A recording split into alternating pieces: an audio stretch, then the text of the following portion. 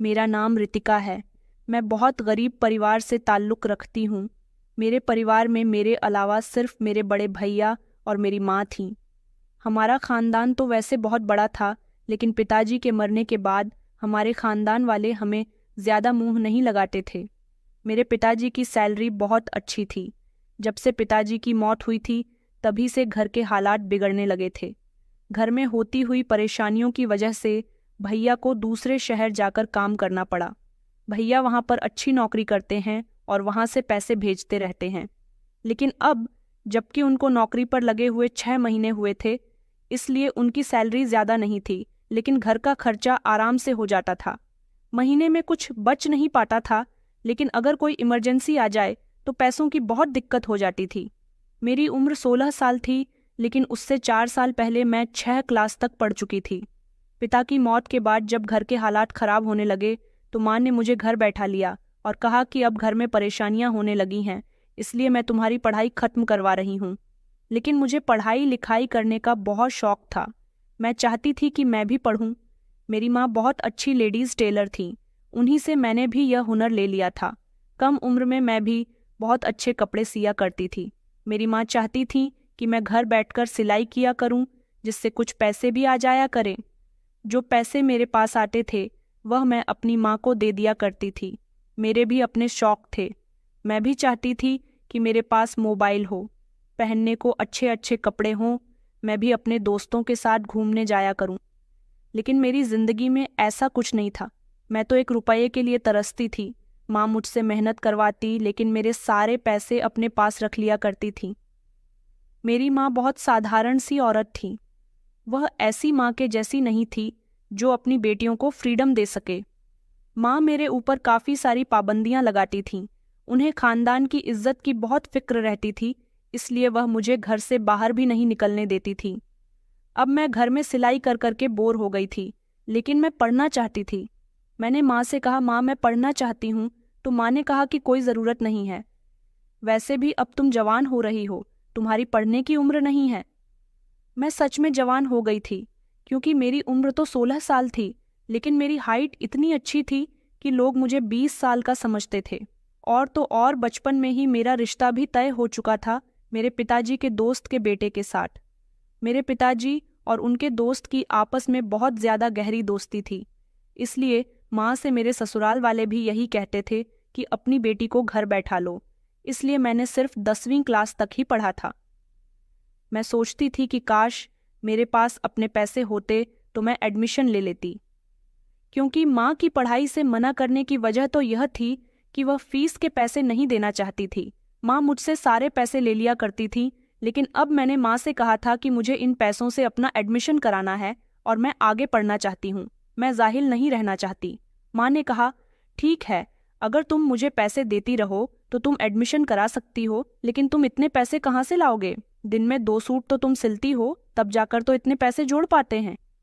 अब जब सारे पैसे तुम अपनी फीस में और एडमिशन में दे दोगी तो फिर मुझे क्या दिया करोगी?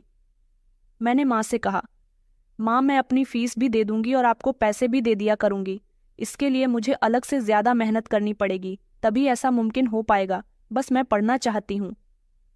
मैं सारी ज़िंदगी सिलाई मशीन नहीं चलाना चाहती। मेरी माँ यह सुनकर राज़ी हो गई थी। वैसे भी वह तो यही चाहती थी कि अगर मैं पढ़ूं तो अपने ही पैसे से पढ़ो और उनको पैसे भी दिया करूं, ताकि उनके घर खर्चे में कोई भी रुकावट ना आ सके। माँ कहती थी कि जब एक बार इंसान को पढ़ाई से हटा लिया जाता है तो फिर दोबारा उसके दिमाग में पढ़ाई नहीं घुसती, और वह मुझे यही समझाती थी कि तुम पढ़ाई मत करो, सिर्फ जो करती हो वही करती रहो। अब जबकि मुझे पढ़ने का कुछ ज़्यादा ही शौक जाग रहा था, तो इसीलिए मैंने ठान लिया था कि मैं तो पढ़कर ही रहूँगी। मेरे पड़ोस में एक आंटी रहती थी। उनकी 2 जवान बेटियां थीं। बड़ी बेटी तो स्कूल में टीचर थी और छोटी बेटी स्कूल में पढ़ने जाती थी। मैं पड़ोस वाली आंटी के घर चली गई और मैंने जाकर उनकी बड़ी बेटी से बात की। मैं उनको दीदी कहा करती थी। मैंने उनसे कहा कि आप सरकारी स्कूल में टीचर हो ना, मैं चाहती हूँ कि आप मेरा भी वहाँ पर एडमिशन कर दो, क्योंकि सरकारी स्कूल का खर्च वैसे भी कम होता है। वहाँ पर यूनिफॉर्म और कोर्स सारी चीज़ें ज़्यादातर फ्री में ही मिलती हैं। उनका नाम आंचल था। मैं उनको दीदी कहा करती थी। वह बेचारी मेरे एडमिशन कराने के लिए राजी हो गई। उन्होंने मुझसे कहा कि ठीक है, 4 दिन के बाद तुम स्कूल में आ जाना। अब जबकि मैं अकेले ही स्कूल जाती हूँ, इसलिए तुम भी मेरे साथ स्कूल चलना। इसी तरह हम दोनों का साथ भी हो जाएगा और हम दोनों आपस में बातें करते हुए स्कूल चले जाया करेंगे। आंचल दीदी ने मुझे बताया कि अभी कुछ महीनों पहले ही स्कूल में उनकी नौकरी लगी है। वह भी गरीब परिवार से ताल्लुक़ रखती थी। माता पिता के ज़्यादा बीमार हो जाने की वजह से और छोटी बहन को पढ़ाने की वजह से आंचल दीदी ही घर से नौकरी करने के लिए निकल गई थी। सारे घर का खर्चा आंचल दीदी ही उठाती थी। उन्होंने मुझसे कहा कि अभी तो 3 दिन की छुट्टी है, इसलिए चौथे दिन तुम मेरे साथ स्कूल चलना, मैं वहाँ पर तुम्हारा एडमिशन करवा दूंगी। मैंने कहा कि मेरी माँ नहीं मान रही है। उन्होंने कहा कि कोई बात नहीं, धीरे धीरे तुम्हारी माँ मान जाएगी, वैसे भी पढ़ाई करना बहुत ज़रूरी है। देखो, मैं पढ़ी लिखी थी, तभी तो मैंने नौकरी कर ली और मैं अपने घर की सारी जिम्मेदारियां उठाती हूँ। मेरे माता पिता भी मुझे नौकरी करने देना नहीं चाहते थे, लेकिन मजबूरी की वजह से मैं नौकरी कर रही हूँ। मेरी माँ का कहना था कि तुम घर में रहकर बच्चों को ट्यूशन पढ़ा लिया करो, लेकिन ट्यूशन पढ़ाने के बावजूद भी इतने पैसे नहीं निकल पाते जितने स्कूल की सैलरी से निकल आते हैं। और फिर मुझे सरकारी स्कूल में नौकरी भी आसानी से मिल गई। अब मुझे यहाँ पर सैलरी भी बस ठीक ही मिलती है, लेकिन मैंने सोचा है कि जब मैं शायद पुरानी हो जाऊंगी तब मेरी सैलरी बढ़ा दी जाएगी। मैंने कहा, क्या आपको सैलरी कम मिलती है? तो आंचल दीदी कहने लगी कि हाँ, इतनी नहीं मिलती जितनी और लोगों को मिलती है। शायद मैं नहीं हूँ इसलिए, लेकिन मुझे इतना ज़रूर पता है कि धीरे धीरे मेरी सैलरी बढ़ जाएगी। मैंने माँ को पूरी बात बता दी थी कि मैं अब स्कूल जाने वाली हूँ, इसलिए मैंने माँ से जिद करके ज़बरदस्ती थोड़े से पैसे लिए जिससे मेरा एडमिशन हो सके और जाकर आंचल दीदी को दे दिए। आंचल दीदी ने मेरा एडमिशन करा दिया और चौथे ही दिन जब मैं स्कूल जाने लगी, स्कूल में जाकर मैंने देखा कि वहाँ पर छोटे बच्चे भी पढ़ते हैं और लड़कियाँ भी पढ़ती हैं। सबकी अपनी एक यूनिफॉर्म थी और सब ने एक जैसा ही यूनिफॉर्म पहन रखा था। यहाँ तक कि टीचर्स के लिए भी एक अलग यूनिफॉर्म बनाया गया था।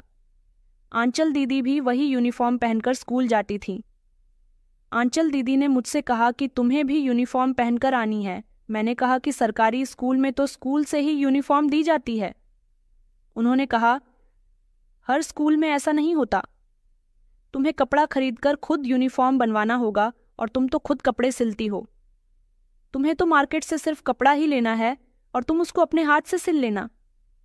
उसके बाद ही स्कूल में यूनिफॉर्म पहनकर आ जाना, क्योंकि कोई भी बच्चा बिना यूनिफॉर्म के स्कूल में अलाउ नहीं है। मैंने आंचल दीदी से कहा कि बात सिलने की नहीं है, बात कपड़े की है। आंचल दीदी कहने लगी कि देखो, अब इतना तो तुम्हें करना ही पड़ेगा। मैंने उनसे कहा कि ठीक है, कर लूंगी। माँ ने ठीक ही कहा था कि मेरी पढ़ाई के दिन निकल गए थे, क्योंकि स्कूल जाते ही मुझे खर्चों की फिक्र हो गई थी। आंचल दीदी ने बड़ी मुश्किल से मेरा एडमिशन कराया था, क्योंकि मैं तो अब हाई स्कूल की स्टूडेंट लगती थी और मेरा एडमिशन 7th क्लास में होना था। आंचल दीदी ने बड़ी मुश्किल से मेरा एडमिशन करवाया। टीचर से कहा कि इस लड़की के पिता नहीं है, इसी वजह से इसके घर के हालात खराब होने के कारण इसकी माँ ने इसको पढ़ाई करने से रोक लिया था और यह लड़की दोबारा पढ़ना चाहती है। आंचल दीदी ने मेरी वहाँ पर बड़ी टीचर से सिफारिश की, तब जाकर मेरा एडमिशन फाइनल हुआ था। टीचर्स का कहना था कि हमें इस लड़की का एडमिशन करने में कोई परेशानी नहीं है, लेकिन यह लड़की स्टूडेंट कम टीचर ज़्यादा लगती है। आंचल दीदी ने उनसे कहा था कि नहीं, इस लड़की की एज तो कम ही है, लेकिन यह लड़की हाइट में बहुत अच्छी है, इसलिए ज़्यादा बड़ी लगती है। टीचर्स ने कहा था कि हम प्रिंसिपल से पूछ लेते हैं। प्रिंसिपल ने मुझे दूर से ही देख लिया था। प्रिंसिपल की उम्र लगभग 37 साल होगी। प्रिंसिपल ने टीचर के कान में ना जाने क्या बात कही कि उसके बाद वह टीचर बाहर आई और उन्होंने कहा कि ठीक है, आपका एडमिशन हो गया। मैं बहुत खुश हुई थी। अगले दिन मैंने मार्केट से जाकर कपड़ा लिया और फिर यूनिफॉर्म भी सिल लिया।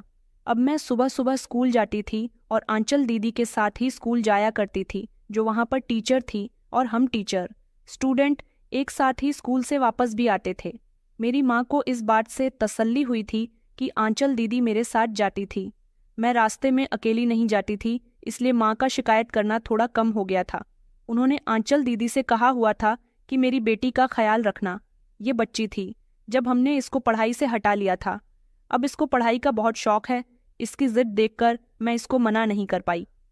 अब अगर तुम दोनों एक साथ स्कूल जाओगी तो मुझे तसल्ली रहेगी, लेकिन मेरे लिए पढ़ाई और घर के कामों को, यहाँ तक के कपड़े सिलने का काम, एक साथ लेकर चलना बड़ा ही मुश्किल हो रहा था।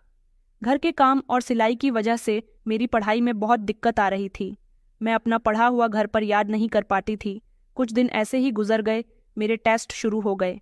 अगले दिन मेरा टेस्ट था और मैंने टेस्ट के लिए अच्छे से याद कर लिया था। स्कूल पहुंचते ही मैं अपने टेस्ट का पढ़ा हुआ सब कुछ भूल गई थी। टीचर ने मुझे खड़ा कर दिया और कहा कि इतनी बड़ी हो गई हो, तुम बच्ची तो नहीं हो कि अब भी याद किया हुआ भूल गई हो। मैं नहीं चाहती कि मैं तुम्हें बच्चों की तरह डांटूं। तुम्हें याद रहना चाहिए था कि कल तुम्हारा टेस्ट है और तुम्हें पता है कि टेस्ट के नंबर रिजल्ट में जुड़ते हैं। मैंने कहा कि टीचर आई एम सॉरी, मैं बिजी थी इसलिए ठीक से याद नहीं कर पाई। टीचर ने कहा कि काम तुम्हारे लिए इतनी ही ज़रूरी है तो पढ़ने क्यों आती हो। मैं चुपचाप वहां पर खड़ी हो गई। मुझे बहुत अजीब लग रहा था। छोटी छोटी लड़कियों के बीच में मैं अकेली खड़ी हुई थी क्योंकि मुझे अपने टेस्ट का याद नहीं था। मैंने सोचा कि ऐसे तो नहीं चलेगा।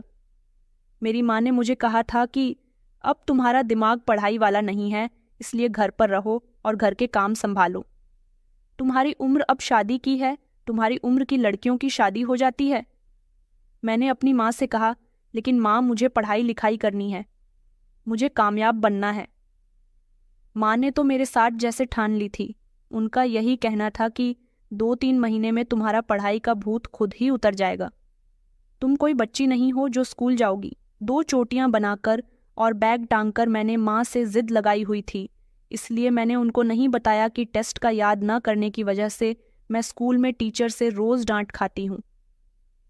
माँ जब भी मुझसे पूछती थी मैं यही बताती थी कि स्कूल में सब कुछ बिल्कुल ठीक चल रहा है। आंचल दीदी के घर का माहौल भी कुछ ऐसा ही था। उनकी माँ भी उनसे यही कहती थी कि जो काम करना है घर बैठकर ही करो। वह मुझे बताती थी कि देखो, मैं घर में बैठकर ही घर के औने पौने काम नहीं कर सकती। घर में बैठकर काम करने से मुझे इतने पैसे नहीं मिल पाएंगे जितने मुझे स्कूल जाने से मिलते हैं। स्कूल में टीचर बनो तो 10,000 मिलते हैं, साथ में टीचर बनने का काम भी मिल जाता है और मेरी माँ चाहती है कि मैं घर में बैठकर उल्टे सीधे काम करूं जिनसे मुझे इतने पैसे नहीं मिल सकते। मजबूरी है और आजकल महंगाई बहुत ज़्यादा हो गई है। इंसान को क्या क्या करना पड़ता है। आंचल दीदी भी हमेशा अपनी मजबूरी की कहानी रोती रहती थी। मेरा हाल भी कुछ ऐसा ही था। मेरे पास भी पैसे नहीं होते थे। हम स्कूल भी पैदल ही जाया करते थे और पैदल ही घर को वापस आते थे, जबकि रास्ता पैदल आने जाने वाला नहीं था। हम लोग स्कूल में कुछ खाते पीते भी नहीं थे। पूरा दिन भूखे ही रहकर पढ़ाई करना, और आंचल दीदी भी भूखे रहकर ही बच्चों को पढ़ाती थीं। भूखे रहकर पढ़ाई करना बड़ा मुश्किल काम था। ऐसे ही दिन गुजर रहे थे और मेरे हाफ ईयरली के एग्ज़ाम आ गए। काफ़ी दिनों से मैं नोटिस कर रही थी कि आंचल दीदी के पास काफ़ी सारे पैसे रहने लगे हैं। एक दिन जब उन्हें सैलरी मिली तो मैंने उनसे पूछ लिया कि आपके पास इतने सारे पैसे कहाँ से आए। दीदी ने बताया कि उनको सैलरी मिली है। उनकी सैलरी 10,000 थी, लेकिन उनके पास तो 15,000 थे। मैंने कहा कि आपकी सैलरी तो 10,000 है ना, लेकिन आपके पास तो 15,000 है। आंचल दीदी ने बताया कि पिछले महीने मुझे प्रिंसिपल ने 5,000 ही सैलरी दी थी।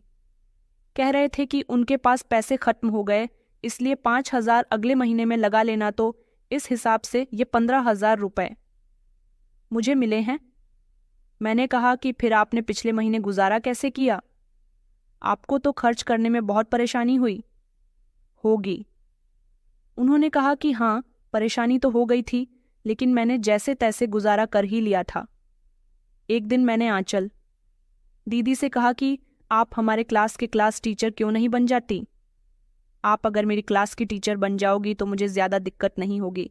आज हमारे क्लास टीचर नहीं आई है, इसलिए सारे बच्चे इधर उधर घूम रहे हैं। आंचल दीदी कहने लगी कि कोई बात नहीं, तुम्हारी क्लास टीचर जल्द ही आ जाएगी, और कहने लगी कि मुझे और भी ज़्यादा काम होते हैं, इसलिए मैं तुम्हारी क्लास में नहीं आ सकती। फिर उन्होंने इस तरह से रिएक्शन दिए जैसे उन्हें कोई बुला रहा था, लेकिन सामने तो कोई भी नहीं था, सिर्फ प्रिंसिपल का कमरा था। थोड़ी देर बाद आंचल दीदी वहां से उठकर चली गई। जब वह वापस आई तो मैंने उन्हें गौर से देखा और मेरे चेहरे पर मुस्कुराहट आ गई। मैंने कहा, आंचल दीदी, मैंने आपको जब थोड़ी देर पहले देखा था तो शायद इस बात का गौर नहीं किया था। आपका दुपट्टा उल्टा क्यों है और आपने पजामी उल्टी क्यों पहनी हुई है? मैं इसी बात पर हंस रही हूँ क्योंकि इस तरह की बातों पर इंसान हंसता ही है। क्या आपको इस बारे में किसी ने नहीं टोका? आंचल दीदी बहुत परेशान हो गई थी। मैंने भी अपनी मुस्कुराहट को छुपा लिया। मैंने कहा कि चलो, अच्छा हुआ आपको किसी ने नहीं देखा। अगर कोई देखता तो आपको जरूर बता देता। जाइए, आप जाकर अपने कपड़े ठीक कर लीजिए। आंचल दीदी ऐसी हालत में आ गई थीं जैसे उनके साथ कोई बहुत बुरा हो गया हो। मैंने कहा कि क्या हुआ है आंचल दीदी, आप क्यों परेशान हो रही हो? ऐसी वैसी तो कोई बात नहीं हुई है ना? आंचल दीदी के चेहरे के रिएक्शन बदल गए थे। वह बहुत ज्यादा परेशान लग रही थी। आंचल दीदी कहने लगी कि हाँ हाँ, कोई बात नहीं है, सब ठीक है, बस अच्छा हुआ किसी ने देखा नहीं। वह बाथरूम चली गई और जाकर अपने कपड़े ठीक कर लिए और फिर वापस आ गई। लेकिन उस दिन के बाद से उनका बिहेवियर कुछ चेंज सा लग रहा था। मेरी क्लास में पढ़ाई बिल्कुल भी अच्छी नहीं चल रही थी। फिर दोबारा महीने के टेस्ट आने वाले थे। मैं अगर माँ से टेस्ट के बारे में बात करती थी तो माँ मुझसे कहती थी कि यह मेरी परेशानी नहीं है, यह तुम्हारी परेशानी है और तुमने ही अपनी पढ़ाई की जिम्मेदारी उठाई है, तो ये सब तुम्हें ही झेलना पड़ेगा। इस उम्र में मैं घर के काम नहीं कर सकती हूँ। अगर कोई कस्टमर कपड़े सिलने देने के लिए आता था तो माँ उसको भी मेरी शिकायतें लगाना शुरू कर देती थीं कि हमारी बेटी का ध्यान तो सिर्फ हमेशा पढ़ाई में ही लगा रहता है, इसलिए वह कस्टमर के कपड़े टाइम से नहीं मिल पा रही। अगर एक दिन भी लेट हो जाता था तो औरतें भी ऐसी ऐसी बातें करके जाती थीं कि मुझे बहुत ज्यादा गुस्सा आता था। वह इतनी बातें सुनाकर जाती थी कि उनकी बातें खत्म ही नहीं हो पाती थीं। वह कहती थी कि हम दूसरे टेलर से सिलवाते हैं तो वह बहुत जल्दी कपड़े दे देती है।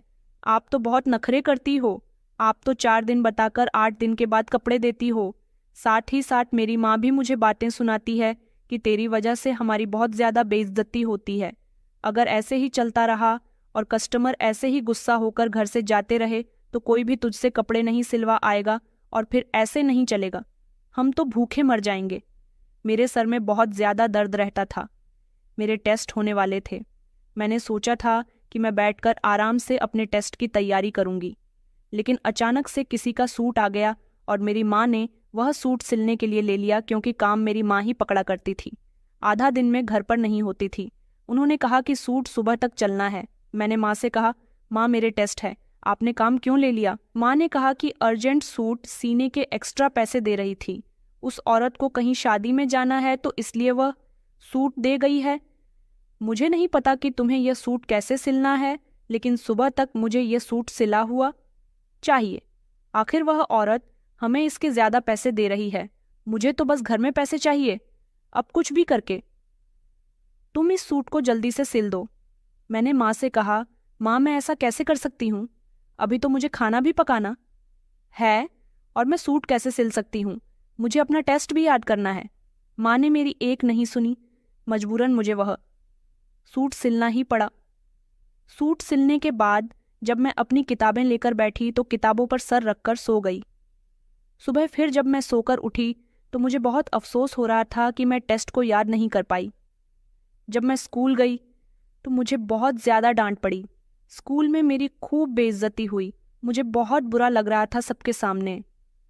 मुझे डांट खाते हुए बहुत शर्म आती थी क्योंकि मैं क्लास में सबसे बड़ी नजर आती थी। मेरी कोई उम्र नहीं थी डांट खाने की, मेरी तो पढ़ने की भी उम्र नहीं थी, लेकिन मैं अपने शौक के लिए पढ़ रही थी तो फिर मुझे ठीक से तो पढ़ना चाहिए था ना। मुझे टीचर ने यहाँ तक कह दिया था कि तुम्हारा तो काम है दांत खाने का, जबकि तुम जितनी बड़ी हो उस हिसाब से तुम्हें क्लास में सबसे ज्यादा नंबर लाने चाहिए क्योंकि तुम्हारा दिमाग तो बाकियों से तेज है और तुम्हारी उम्र भी ज्यादा है। लेकिन तुम हो कि तुम्हें कुछ भी याद नहीं होता। मेरी पूरे साल की परफॉर्मेंस बड़ी खराब जाने वाली थी। हाफ ईयरली के एग्जाम्स में तो मैं फेल ही हो गई थी। आंचल दीदी ने भी मुझसे कहा कि यार, तुम घर वालों से लड़कर अपना काम रोककर इतनी मुश्किल से यह सब कुछ कर रही हो और फिर तुम पढ़ाई भी नहीं कर रही हो। मैंने कहा कि मैं क्या करूं, मेरे दिमाग में कुछ बैठ ही नहीं रहा। हर टाइम मेरे सर में टेंशन होती रहती है। मैं घर जाती हूँ तो मेरी माँ मुझसे पूछे बिना औरतों से कपड़े सिलने के लिए ले लेती है, बल्कि वह तो आस पड़ोस के घरों में जाकर सिलने के लिए औरतों के कपड़े लेकर आ जाती है। शायद वह यही चाहती है कि पढ़ाई का भूत मेरे दिमाग से उतर जाए और बस मैं कपड़े ही सिलती रहूं। अगर मैं नाकाम होकर लौट गई तो मेरी बड़ी बेइज्जती हो जाएगी। मेरे सारे खानदान को भी पता चल गया है कि मैं स्कूल जाती हूँ। और अब जब मेरे ससुराल वालों को यह पता चला कि मैं दोबारा स्कूल जाने लगी हूँ, तब भी उन्होंने माँ से यही कहा कि इसकी कोई उम्र नहीं है अब स्कूल जाने की। हमने आपसे पहले भी मना किया था, आप इसको घर बैठा लो, लेकिन आपने दोबारा इसको स्कूल भेजना शुरू कर दिया। ये लड़की हमारी बेइज्जती करवा रही है। मेरे मंगेतर के साथ मेरी ज्यादा बातचीत नहीं होती थी, लेकिन उसने कई बार मुझे फ़ोन करने की कोशिश की थी। वह माँ के मोबाइल पर ही मुझे फ़ोन किया करता था, लेकिन मैंने उससे कभी बात करने की कोशिश नहीं की, क्योंकि मुझे पता था कि वह भी मेरी पढ़ाई के बहुत ज़्यादा खिलाफ है। मैं तो हर तरफ से ही फंसी हुई थी। मैं हार नहीं मानना चाहती थी। मैं पढ़ना चाहती थी, लेकिन मेरे हालात ऐसे थे कि मुझे फेल ही कर दिया गया। ये तो हाफ ईयरली पेपर थे, इसलिए मुझे कोई परेशानी नहीं थी, लेकिन आगे मैं फाइनल एग्जाम्स में भी फेल नहीं होना चाहती थी। कुछ दिनों से मैं नोटिस कर रही थी कि स्कूल में अचानक ही आंचल दीदी गायब हो जाती थी। इंटरवल का टाइम होता था तो वह कहती थी कि हम दोनों मिलकर बैठेंगे, लेकिन उनका तो पता ही नहीं चलता था कि वह कहाँ पर चली गई। एक दिन जब मेरे पास आकर बैठी तो उठकर जाने लगी कि तभी उनका पर्स वहां पर गिर गया, जिसकी चेन खुली हुई थी। पर्स से पैसे भी बाहर निकल आए। वह लगभग 1000 रुपए थे। मैंने कहा कि यह क्या है? आंचल दीदी, आपके पास इतने सारे पैसे हैं और आपने गलती से अपने पर्स की चेन खुली ही छोड़ दी। देखिए, आपके पैसे गिर गए। पैसे तो मैंने उठा लिए। मैंने कहा, दीदी, अगर आपके पैसे कोई और उठा लेता तो वह आपको वापस भी नहीं करता। आंचल दीदी कहने लगी कि तुम्हारा बहुत बहुत शुक्रिया, और उन्होंने पैसे लेकर अपने पर्स में रख लिए। महीने के शुरू में ही उन्हें सैलरी मिल जाती थी, लेकिन पूरे महीने ही उनके पास बहुत सारे पैसे होते थे। फाइनल एग्ज़ाम भी आने वाले थे। क्योंकि मेरा लेट एडमिशन हुआ था, इसलिए मुझे ऐसा लग रहा था जैसे फाइनल एग्ज़ाम बहुत जल्दी आ गए।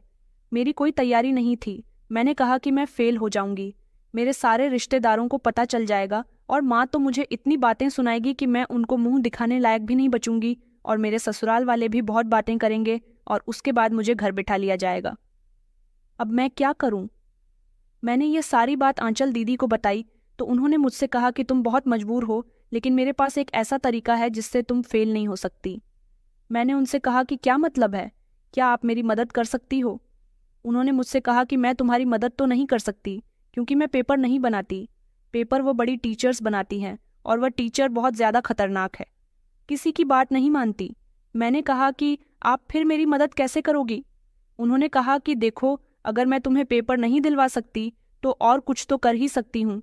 हमें कुछ ऐसा करना होगा जिसके ज़रिए तुम्हारी परेशानी खत्म हो जाए। बड़ी टीचर के भी ऊपर किसी और से बात करनी होगी। मैंने कहा कि इसके ऊपर तो सिर्फ प्रिंसिपल है। उन्होंने कहा कि फिर प्रिंसिपल से ही बात करनी पड़ेगी। मैंने कहा, तो फिर प्रिंसिपल से क्या कहेंगे कि बिना तैयारी के ही मुझे पास कर दिया जाए? उन्होंने कहा कि हाँ, वह प्रिंसिपल है तो कुछ भी कर सकते हैं। मैं आंचल दीदी की बात समझ नहीं पाई थी। फिर उन्होंने मुझसे कहा कि देखो ना, तुम छोटी हो, मैं तुम्हें एक बात बताती हूँ। वह मुझे बताने में झिझक रही थी। उसके बाद तो उन्होंने मुझे एक ऐसी बात बताई कि मेरे पैरों तले से ज़मीन ही निकल गई थी। उन्होंने मुझे बताया कि मैं सिर्फ एक क्लास ही पढ़ी हुई हूँ। जब मैं एक क्लास में थी तो मेरी बहुत ज़्यादा तबीयत खराब हो गई थी। इसी वजह से मैं 8 क्लास के एग्ज़ाम्स नहीं दे पाई, और तुम्हें तो पता है कि मेरे माँ बाप की भी तबीयत हमेशा खराब रहती है। उनकी दवाइयों का कितना ज़्यादा खर्च है। हाँ, यह बात सच है कि मेरी छोटी बहन को मैं मेहनत के साथ पढ़ा रही हूँ। मेरे पैसों से वह अपनी पढ़ाई पूरी कर लेगी। घर में परेशानियाँ होने की वजह से मैं नौकरी ढूंढ रही थी। फिर मेरी मुलाकात यहाँ के प्रिंसिपल से हो गई और इस तरह से मुझे यहाँ पर नौकरी मिल गई। मैं प्रिंसिपल के साथ अपने रिलेशन अच्छे बनाकर रखती हूँ। आंचल दीदी की बात सुनकर मुझे ऐसा लगा कि वह बातचीत की बात कर रही हैं, लेकिन जब मुझे असली बात पता चली तो मैं हैरान रह गई। उन्होंने कहा कि वह मेरी बात मानते हैं, मुझे महीने की तनख्वाह देते हैं, बल्कि मैं कभी कभी अपनी मजबूरी बताकर उनसे पैसे भी ले लेती हूँ। यह सुनकर मैं हैरान रह गई थी। मैंने आंचल दीदी से कहा कि इसका मतलब जो पैसे आपके पास होते हैं वो सारे पैसे आपको प्रिंसिपल ही देते हैं? उन्होंने कहा, हाँ, अगर तुम भी उनकी बात मानोगी तो वो तुम्हें भी बहुत सारे पैसे देंगे और वो तुम्हारी मदद भी करेंगे। वो तुम्हें बहुत अच्छे नंबरों से पास करवा देंगे, जिससे तुम्हारी बेइज्जती भी नहीं होगी और तुम्हारे ससुराल वाले भी तुम्हें कोई ताना नहीं देंगे और तुम्हारी माँ भी हमेशा तुम्हारी इज्जत करेगी। मैंने आंचल दीदी से कहा, फिर ऐसा कैसे होगा, मुझे क्या करना होगा? आंचल दीदी ने कहा कि कुछ नहीं, बस जब प्रिंसिपल तुम्हें बुलाए तो तुम्हें थोड़ी देर के लिए उनके पास जाना होगा और उनसे थोड़ी बातचीत करनी होगी, उनके साथ थोड़ा अटैच्ड होना पड़ेगा, उनसे तुम्हें थोड़ी सी दोस्ती करनी पड़ेगी। मैंने कहा कि दोस्ती से क्या मतलब है? उन्होंने कहा कि तुम खुद बड़ी हो गई हो, लेकिन तुम्हारा दिमाग अभी भी बच्चों वाला ही है। बच्चों के साथ बैठ बैठ कर तुमने अपनी अक्ल भी खत्म कर दी है। क्या आखिर मर्द और औरत की दोस्ती का क्या मतलब हो सकता है? अब मैं आंचल दीदी के थोड़ी थोड़ी बात को समझ रही थी। मैंने उनसे कहा कि यह तो गलत है ना? तो आंचल दीदी कहने लगी कि जाओ, फिर फेल हो जाओ। मैंने आंचल दीदी से कहा कि नहीं नहीं, मुझे फेल नहीं होना। आंचल दीदी ने मुझे बताया कि उनके घर में भी खाने पीने को कुछ नहीं था और उनके पास तो डिग्री भी नहीं थी। जब प्रिंसिपल ने उनको देखा था तभी उन्होंने उनको नौकरी ऑफर कर दी थी और उन्होंने कह दिया था कि आपको बिना डिग्री के भी नौकरी मिल जाएगी। आंचल दीदी ने कहा कि मैंने कई जगह नौकरी की तलाश की, लेकिन मैं ज़्यादा पढ़ी लिखी नहीं थी, इसी वजह से मुझे नौकरी के लिए धक्के खाने पड़ रहे थे। फिर जब यहाँ के प्रिंसिपल से उनकी दोस्ती हुई तो उनको नौकरी भी मिल गई। प्रिंसिपल ने कहा कि तुम जाओ, तुम्हारा काम हो जाएगा। मैंने आंचल दीदी से कहा कि प्रिंसिपल सबकी बात मान लेते हैं। आंचल दीदी कहने लगी कि हाँ, वह बहुत अच्छे आदमी है और वह सबकी बात मान लेते हैं। मुझे उनकी बात अभी तक ज़्यादा ठीक से समझ नहीं आई थी, लेकिन जब उन्होंने मुझसे कहा कि तुम प्रिंसिपल के पास थोड़ा तैयार होकर जाना और साफ सुथरी होकर जाना, तभी से मेरे दिमाग में शक पड़ गया था। मैंने कहा कि मेरे पास खुद को तैयार करने के लिए कुछ भी नहीं है, इसलिए मैं तैयार होकर नहीं आ सकती। आंचल दीदी ने कहा कि तुम फिक्र मत करो, मैं घर से थोड़ा बहुत मेकअप लेकर आती हूँ, इसलिए तुम अपना थोड़ा सा मेकअप कर लेना। और तभी आंचल दीदी ने अपने पर्स से लिपस्टिक निकाली और मेरे होठों पर लगाने लगी। उन्होंने मुझसे कहा कि इस तरह तुम बहुत प्यारी लगोगी और प्रिंसिपल से मुस्कुराकर ही बात करना। अंदर जाते ही प्रिंसिपल जैसा भी कहे उनकी बात में उनका साथ देना। मैं आंचल दीदी की बात को बहुत ध्यान से सुन रही थी और जो वो कह रही थी मैं उनकी हाँ में हाँ मिला रही थी। आंचल दीदी मुझे अपने साथ प्रिंसिपल के ऑफिस में ले गई और उन्होंने मुझे गेट पर ही रुकने के लिए कहा। वह खुद पहले अंदर जाकर उन्होंने मेरे बारे में बात कर ली और थोड़ी देर के बाद उन्होंने जब मुझे अंदर बुलाया तो मुझसे प्रिंसिपल से बात करने लगी। जब मैं अंदर गई तो मैंने प्रिंसिपल को बड़ी इज्जत से देखा था, जैसे कि कोई भी बच्चा अपने स्कूल के प्रिंसिपल को इज्जत देता है। आंचल दीदी ने मुझे प्रिंसिपल से मिलवाया और प्रिंसिपल को भी मेरे बारे में बता दिया कि मैं कौन सी क्लास में पढ़ती हूँ और क्या चाहती हूँ। तभी पलटकर प्रिंसिपल ने जवाब दिया कि हाँ, मुझे सब कुछ पता है, तुम फिक्र मत करो, आज तो मैं थोड़ा बिजी हूँ। एक काम करते हैं, कल तुम्हारे साथ मीटिंग रख लेते हैं। कल तुम इसे टाइम पर आ जाना, लेकिन किसी को बताना नहीं। अगर सारे स्टूडेंट्स को पता चल गया कि मैं तुम्हारी हेल्प कर रहा हूँ तो इसीलिए एग्ज़ाम से पहले सारे स्टूडेंट मेरे पास आकर अपनी सिफारिश करने लगेंगे। मैं प्रिंसिपल की बात समझ गई थी। मैंने कहा कि जी सर, किसी को कुछ नहीं बताऊंगी। प्रिंसिपल ने कहा कि ठीक है, कल टाइम से आ जाना। मैं ओके सर कहकर प्रिंसिपल के ऑफिस से बाहर निकल गई थी। मेरे आने से थोड़ी देर पहले ही आंचल दीदी ऑफिस से बाहर निकल गई थी। जब मैं बाहर गई तो आंचल दीदी मुझसे कहने लगी कि तुम इतनी जल्दी कैसे बाहर आ गई? मैंने कहा कि सर ने कहा है कि वह अभी थोड़े बिजी है, इसलिए वह कल मुझसे मीटिंग कर लेंगे। आंचल दीदी ने कहा कि बस अब तुम्हारा काम हो गया। मैंने आंचल दीदी से कहा कि मीटिंग का क्या मतलब है? उन्होंने मुझे बताया कि तुम्हें पता चल जाएगा, बस कल भी इसी तरह से तैयार होकर टाइम से सर के पास चली जाना। घर आने के बाद मैं बहुत थक गई थी। अपने सारे काम से निपटकर जब रात को मैं सोने के लिए लेटी तो बस सारी रात मैं यही सोचती रही, आखिर इन सब बातों का क्या मतलब है? क्या होने वाला था? आखिर ये कैसे प्रिंसिपल है जो अपने ही स्कूल के बच्चों को बिना डिग्री के टीचर से पढ़वा रहे थे और खुद भी हर टाइम स्कूल में ही रहते थे? क्या प्रिंसिपल को अपने स्कूल की इज्जत की कोई फिक्र नहीं थी? हमसे तो वह फीस ले रहे थे, तो फिर इस फीस का क्या मतलब होगा? लेकिन टीचर को वह सैलरी दिया करते थे, फिर टीचर से उनका किस चीज़ से मतलब था? शाम से पहले एक औरत हमारे घर कपड़े देने के लिए आई थी। वह माँ को समझा रही थी कि कौन से सूट में किस तरह का डिज़ाइन डालना है। मैंने उनकी बातों पर ध्यान नहीं दिया था, लेकिन अचानक जब उन लोगों ने आंचल दीदी के बारे में बात करना शुरू किया तो मैंने उन पर ध्यान दिया। वो औरत मेरी माँ को बता रही थी कि आपके पड़ोस में रहने वाली आंचल, जो स्कूल में नौकरी करती है, जब से वह नौकरी पर लगी हुई है तब से उसकी हालत बहुत अजीब सी हो गई है। लड़की कितनी खूबसूरत और जवान थी, अब उसको देखकर ऐसा लगता है जैसे वह शादीशुदा है। उसके अंदर सारी क्वालिटीज़ औरतों वाली आ गई हैं। देखने में भी उसके चेहरे पर ऐसा लगता है जैसे वह शादीशुदा है। और माँ से कहने लगी कि तुम तो आंचल के बारे में जानती ही होगी, क्योंकि वह तुम्हारी बेटी के साथ स्कूल जाती है। कभी तुमने गौर किया है कि वह औरतों जैसी हरकतें करती है? कोई भी बता सकता है कि वह शादीशुदा औरतों की तरह लगना शुरू हो गई।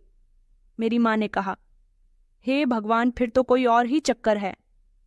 मुझे उनकी बात समझ नहीं आ रही थी। जब औरत चली गई तो मैंने माँ से पूछा कि माँ, यह आंचल दीदी के बारे में क्या बात कर रही थी?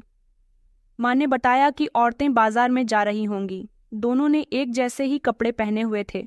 फिर दुकान वाला शादीशुदा औरत को पहचान लेता है और कहता है कि मैडम, ये सूट देखिए। जबकि दूसरी लड़की अगर शादीशुदा नहीं है तो वह उसे यह कहेगा कि गुड़िया, यह सूट देख लो। अब तुम बताओ, दुकान वाले को कैसे पता कि उसमें शादीशुदा औरत कौन सी है और कुंवारी लड़की कौन सी है? मैंने माँ से कहा कि मुझे नहीं पता इस बारे में। मेरी माँ ने मुझसे कहा कि लोग चाल ढाल से अंदाज़ा लगा लेते हैं। बाजारों में बैठने वाले आदमियों की नज़र बड़ी तेज होती है। उनको पता चल जाता है औरत के चलने फिरने के अंदाज से। वह इसी बात से सब कुछ अंदाज़ा लगा लेते हैं कि कौन सी लड़की शादीशुदा है और कौन सी कुंवारी है। चाहे दोनों का वजन एक जैसा हो, कपड़े भी एक जैसे हों और शरीर भी एक जैसा हो। मैंने माँ से कहा कि क्या आंचल दीदी आपको शादीशुदा लगती है? तो माँ कहने लगी कि हाँ, आंचल शादीशुदा औरत लगना शुरू हो गई है। ना जाने वह क्या करती है, हमें नहीं पता।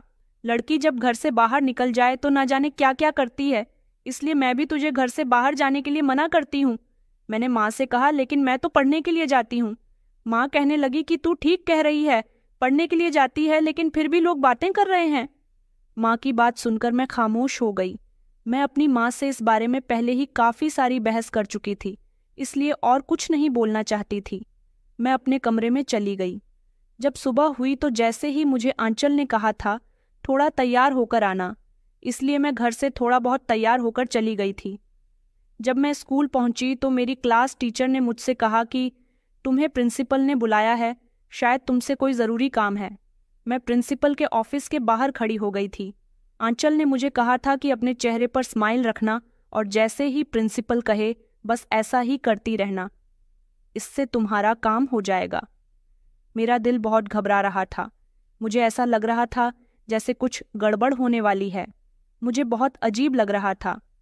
मैंने दरवाज़ा खोला और दरवाज़ा खोलकर अंदर गई तो प्रिंसिपल ने मुझे अपने ऑफिस में देखते ही ऑफिस के सारे पर्दे गिरा दिए और कमरे का माहौल ऐसा बना हुआ था जैसे दिन में ही रात हो गई थी। मैं उनके पास चली गई। उन्होंने मुझसे कहा कि कैसी हो? मैंने कहा कि ठीक हूँ। तो उन्होंने कहा कि अच्छी लग रही हो। मैंने कहा कि सर, वह मुझे एग्ज़ाम में पास होना है। तभी प्रिंसिपल कहने लगे कि हाँ हाँ, तुम पास हो जाओगी, तुम्हारे तो बहुत अच्छे नंबर आएंगे, तुम फिक्र मत करो, मुझे तुम्हारे बारे में सब कुछ पता है। तुम में इतनी हिम्मत है कि तुम अभी तक पढ़ाई कर रही हो, जबकि तुम्हें तो बड़ी क्लास में होना चाहिए था। ऐसी लड़कियां मुझे बहुत पसंद है। प्रिंसिपल बात करते हुए धीरे धीरे मेरे करीब आ रहे थे। मुझे समझ नहीं आ रहा था कि ऐसा क्यों है। मैंने वापस जाने की कोशिश की तो मैंने दरवाजे की तरफ देखा तो दरवाज़ा बंद था। मैंने प्रिंसिपल से कहा कि आपने दरवाज़ा क्यों बंद किया हुआ है? प्रिंसिपल कहने लगे कि मुझे नहीं पता। मैंने कहा कि सर, मुझे बाहर जाना है। तो उन्होंने कहा कि तुम अपनी मर्जी से आई हो। मैंने कहा कि मुझे तो सिर्फ पास होने के लिए आपसे सिफारिश लगवानी थी। तो सर कहने लगे कि सिफारिश तो इसी तरह से लगाई जाती है। उन्होंने मेरी आंखों में देखा तो मैं हैरान रह गई थी, क्योंकि अब मुझे सारे मामले की समझ आ गई थी। आखिर मेरे साथ क्या होने वाला था, मुझे इस बारे में पता चल गया था। उसके बाद मैं चीखती रही, चिल्लाती रही, लेकिन मेरी मदद के लिए कोई नहीं आया, क्योंकि खिड़की दरवाजे अंदर से बंद थे, इसलिए अंदर की आवाज़ बाहर नहीं जा सकती थी। प्रिंसिपल ने मेरी इज्जत को तार तार कर दिया था। मैं अपनी किस्मत पर बहुत ज़्यादा रो रही थी। प्रिंसिपल ने मुझसे कहा कि अपनी हालत ठीक करो और ऑफिस से बाहर चली जाओ, और अगर तुमने इस बारे में किसी को बताने की कोशिश करी तो मैं तुम्हें फेल कर दूंगा। मैं स्कूल से देर से घर गई थी और घर जाते ही सीधे अपने कमरे में चली गई और कमरे को अंदर से बंद कर लिया।